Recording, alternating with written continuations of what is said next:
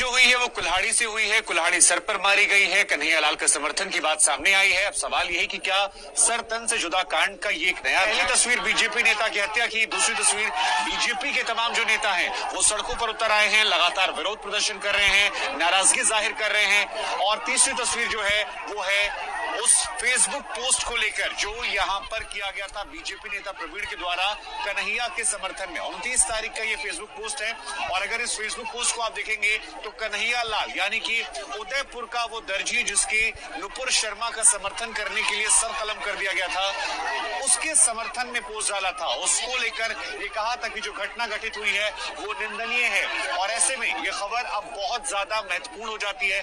कुल्हाड़ी से हत्या हुई है, क्या ये भी सर तन से जुदा वाले कांड में एक नया अध्याय है? ये अपने आप में एक बहुत बड़ा सवाल है। फिलहाल 10 लोगों की गिरफ्तारी जो है वो हो चुकी है। सुना आपने, ये है आम इंसान नहीं है। ये आपकी तरह और हमारी तरह आम इंसान नहीं है जिनकी निर्मम तरीके से हत्या हुई है।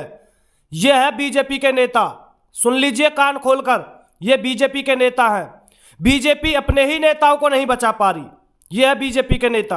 नुपुर शर्मा जी को बाहर निकालकर फेंक देते हैं तो उन लोगों को, उन जिहादी मानसिकता के लोगों को एहसास हो जाता है कि बीजेपी पार्टी कमजोर पड़ गई है। और यही एक कारण है कि लगातार जब से नुपुर शर्मा जी को बाहर किया है, यही एक कारण है कि लगातार बीजेपी के नेताओं को, लगातार जो इनका सपोर्ट करता है, समर्थन करता है, उनको लगातार निशाना बनाया जा रहा है इन जिहादियों की तरफ से। सुना आपने, अभी प्रवीण की हत्या कर दी गई जो नेता है कर्नाटक में। अब समझ लीजिए इन्होंने सिर्फ और सिर्फ कन्हैयालाल जी का सपोर्ट किया था और कन्हैयालाल जी ने नुपुर शर्मा का सपोर्ट किया था। निर्मम तरीके से हत्या कर दी गई। उसके पहले आपको बता देते हैं, राजस्थान में कन्हैयालाल जी को निशाना बनाया इन जिहादियों ने, महाराष्ट्र में उमेश कोले जी को निशाना बनाया और उत्तर प्रदेश में सोनू पांडे को निशाना बनाया, बिहार में धर्म साहू को निशाना बनाया, मध्य प्रदेश में निषाद राठौर को इन्होंने निशाना बनाया और अब कर्नाटक में विपिन को निशाना बनाया। यह है इन जिहादी मानसिकताओं की। लेकिन बीजेपी पार्टी बिल्कुल मौन है, बिल्कुल मुंह में दही जमा के बैठी है, चाहे नेता हो या कोई भी हो। अभी देखिए ये तस्वीर देखिए, ये रिजाइन दे रहे हैं। पता है आपको कौन है? ये कर्नाटक के कार्यकर्ता हैं जो बीजेपी में जुड़े हुए हैं। ये रिजाइन दे रहे हैं, इनको गुस्सा आ रहा है और ये निकल रहे हैं पार्टी से लगातार, क्योंकि बीजेपी अपने ही नेताओं को नहीं बचा पा रही। तो आखिरकार ये लोग करेंगे क्या? जब बीजेपी इतनी बड़ी पार्टी होने के बाद, हिंदुस्तान की इतनी बड़ी पार्टी होने के बाद, इतनी ताकतवर पार्टी होने के बाद अपने नेताओं को नहीं बचा पा रही, तो आम इंसान क्या करेंगे?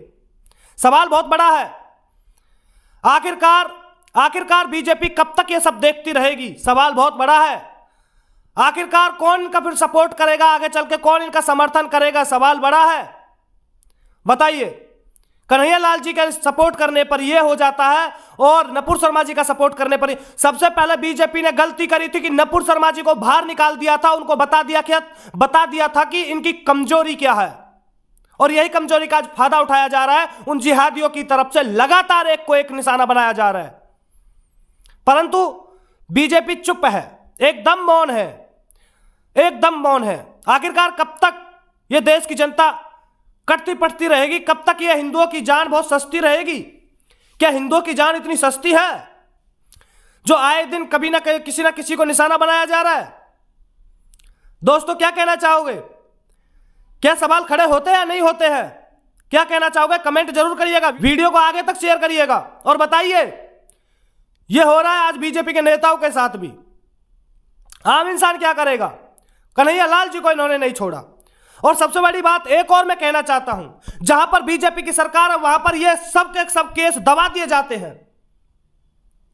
राजस्थान में अगर बीजेपी की सरकार नहीं है तो मीडिया वाले दबादब वहां पर वो केस को उठाए जा रहे थे, पूरी दुनिया ने उठा दिया था। सबसे बड़ा राज है ये, इसे समझने की कोशिश करें। लेकिन दोस्तों, क्या जहां पर बीजेपी की पार्टी है, क्या वहां पर इस तरह के केस उठाए जाते हैं? क्या वहां पर कोई नेता जाता है? क्या वहां पर आवाज उठाई जाती है? वहां पर भाग के जाता है कोई? क्यों नहीं जा रहे? सवाल बहुत बड़ा है। हम भी सपोर्ट करते बीजेपी का, ऐसी बात नहीं है, हम भी सपोर्ट करते नरेंद्र मोदी जी का, ऐसी बात नहीं है। और योगी जी की तो किसी पर होड़ ही नहीं हो सकती, योगी जी की तो होड़ ही नहीं हो सकती। लेकिन बात बीजेपी पर है। कमेंट करिएगा, बताइएगा मेरे दोस्तों। जय हिंद, वंदे मातरम, भारत माता की जय।